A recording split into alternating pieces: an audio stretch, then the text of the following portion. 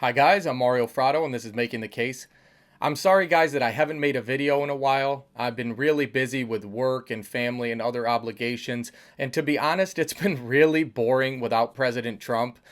Let's just get right into it. This last attempt to convict President Trump was another failure. It was a waste of time and a waste of taxpayer money. Now, it's obvious that the media loved this because they need President Trump for ratings. They're already floundering without him, so this was something to boost them up. And we know the Democrats loved doing this as well. But what were the Democrats' motivations for doing this? There's two major reasons that the Democrats tried to convict President Trump again.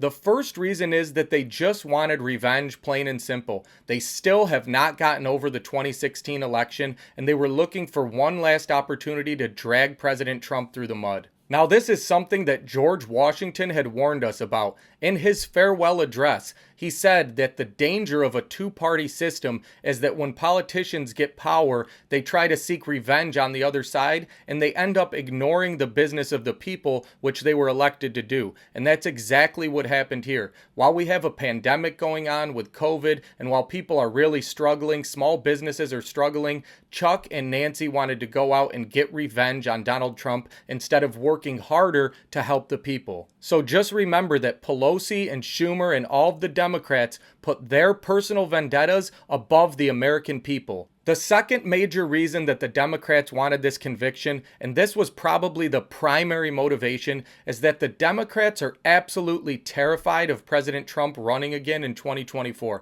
They know that without the ballot harvesting and the mass mail-in voting, President Trump would be very difficult to beat in 24, and after they inflict a lot of pain on this country for the next few years, he's going to be very hard to beat. So this acquittal has now paved the way for President Trump to run again in 24. And let's be honest, their worst nightmare is a president who actually cares about the American people. And he's not just a corporate shill like so many presidents before.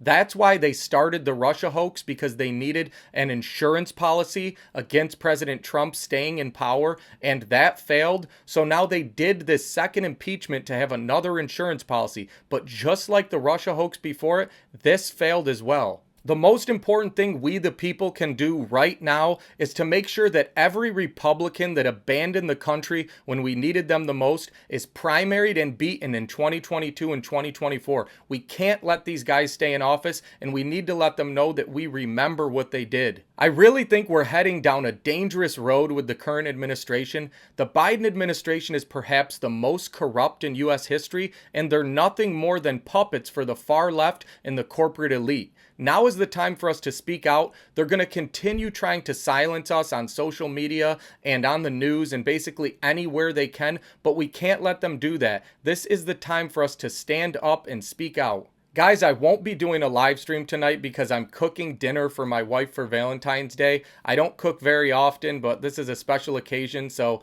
as they say, happy wife, happy life. I will be back with a stream next week, guys, so please like, share, subscribe, and stay tuned for more. Thanks, guys.